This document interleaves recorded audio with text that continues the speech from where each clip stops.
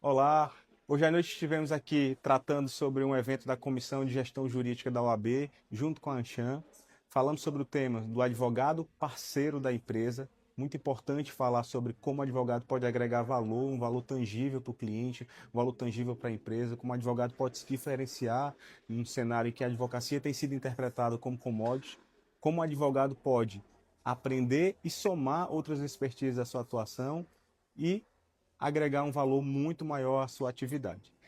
Fiquei muito feliz de ver a sala lotada, muita gente boa, uma equipe de qualidade discutindo durante o evento. Espero que outros eventos feitos esses aconteçam e até a próxima.